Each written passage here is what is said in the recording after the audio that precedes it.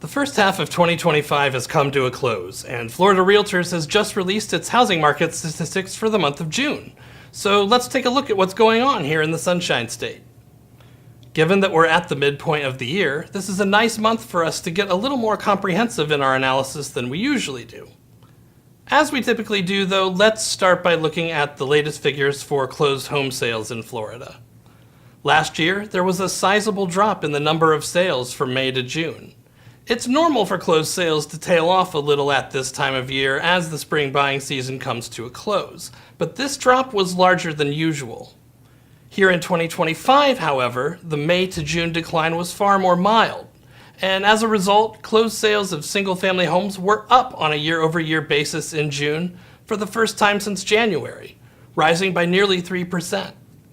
This rebound in June helped to temper what would have been otherwise a very sluggish second quarter for closings. Overall, single-family home sales were only down a little over 2.5% compared to a year ago in Q2, and are down somewhat closer to 2% for the year as a whole. Over in our condo and townhouse property type category, closed sales also experienced an unusually large month-over-month decline from May to June last year, just as single-family home sales did. And likewise, this year's decline was far less significant. The difference for condos and townhouses, though, is that it still wasn't enough to result in a year-over-year increase in sales for June. Granted, in May, condo and townhouse sales were down by virtually 20% relative to a year ago, so June's year-over-year decline of only about 6.5% was far less severe by comparison. Still, the second quarter was a rough one overall for condo and townhouse sales, which fell by over 14% compared to Q2 of last year. Condo units in particular continue to experience stunted demand in the face of new reserve requirements and difficulties with insurance.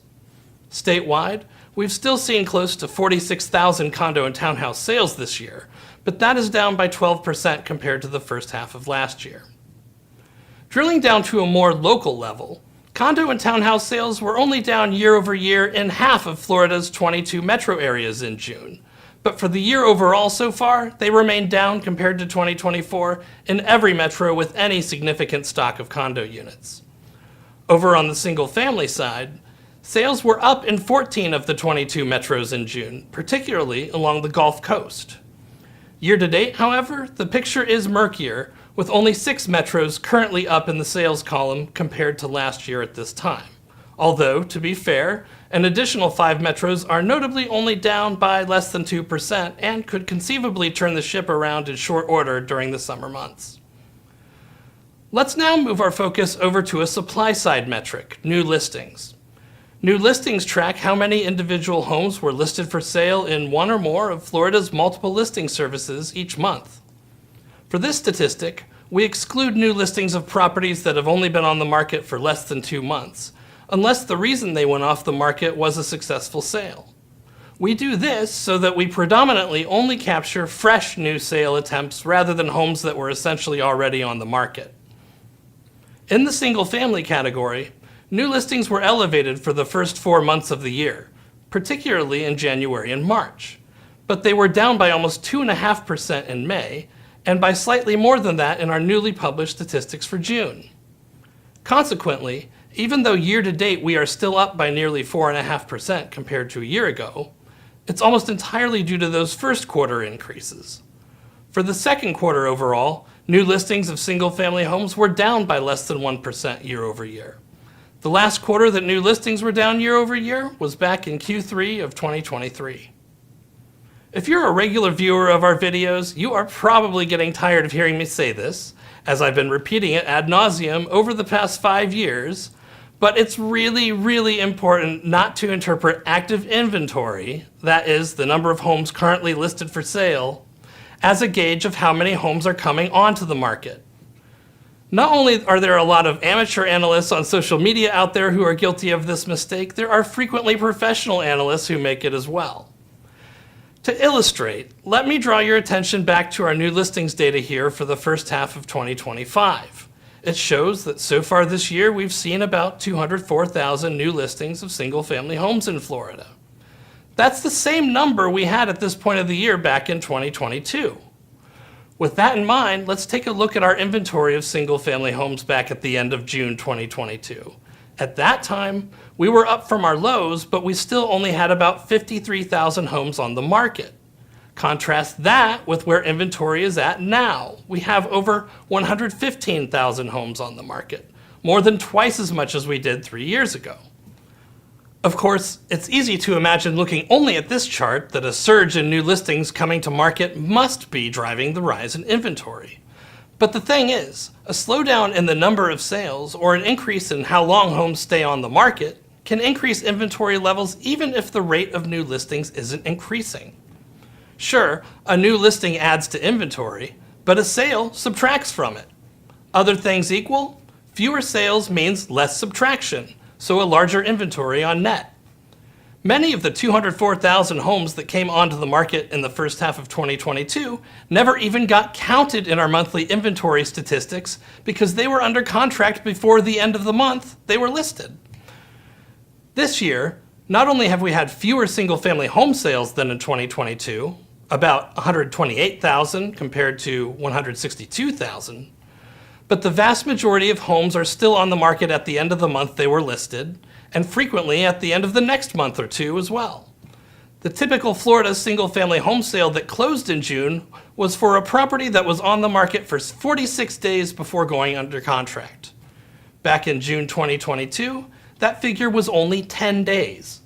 So today, when we look online to see all the properties currently listed for sale in our market areas, we get a lot more search results than we would have found at this time in 2022, even though about the same number of homes were listed for sale in the first half of the year in both 2022 and 2025. Now, going back to our single-family new listings charts, it is true, as we discussed earlier, that year-to-date, new listings are up about 4.5% in 2025 compared to a year ago. That has contributed to the continued rise in inventory levels over the past few months. But keep in mind that the 2.3% slowdown in sales and increase in days on market bear a lot of responsibility for these climbing inventory levels as well. So remember, if you're seeing an increase in inventory levels in your area, you usually can't tell from that alone if you're experiencing a surge in new listing activity. You have to check the new listings statistic to know for sure. Now that I've successfully concluded yet another rant about new listings versus inventory, let's get back on track and take a look at new listings of condos and townhouses. In June, new listings in this property type category were down compared to a year ago for the third consecutive month and the fourth month this year overall, falling by 7.5%. That puts us down by over 6% for the second quarter overall, and it's essentially canceled out the strong increases we observed in January and March. So, year to date, new listings in this category are now down compared to a year ago, but only by less than 1%. In May and June in particular, new listings of condos and townhouses have been more in line with their 2019 levels than in any other recent years. So if you're still reading or hearing that everyone in your area is trying to sell their condo, be sure to verify with your local new listings data, and you'll probably find that's pretty far from the truth. At the metro area level, new listings of condos and townhouses are down in 9 of the state's 22 metros year to date. But they were down year over year in 16 metros in June specifically, which may be more reflective of what's to come over the next few months. We are seeing something similar on the single-family home side, with new listings down year over year in 15 metros in June. But due to stronger levels of listings early in the year for this property type category, single-family new listings are only down in 5 metros for the year so far. Returning now to inventory levels, active listings of single-family homes for sale were down on a month-over-month basis for the first time this year at the end of June, reflecting the recent slowdown in new listings growth and relative uptick in sales growth. It's way too early to say if this retraction in inventory has any legs, but it's notably the first real slowdown in inventory growth that we've seen for single-family homes going into summer since 2020. Over in the condo and townhouse category, inventory fell for the second month in a row on a month-over-month basis, and the decline has been somewhat more stark than what we've seen on the single-family side. But keep in mind that inventory growth has been slower for condos and townhouses than for single-family homes at this time of year over the past 4 years. So this is in part a function of seasonal and geographic differences between the two property type categories. In any case, the inventory levels for both categories remain in excess of the pre-pandemic norms we observed during the relatively stable period of 2014 through 2019. In terms of months of supply, condo and townhouse inventory continues to far exceed that of single-family homes due to the weaker rate of sales in this category. Florida's condos and townhouses are squarely within buyer's market territory and have been for some time, with median sale prices breaking into negative territory on a year-over-year basis last year and continuing into this year. In fact, in June, we experienced our 12th consecutive month of year-over-year declines in the median sale price for condos and townhouses. It fell by 7.7% compared to a year ago, down to $300,000. At this level, the median price is about 43% above where it was at this time back in 2020, which works out to an annual average of 7.4% growth over this 5-year period.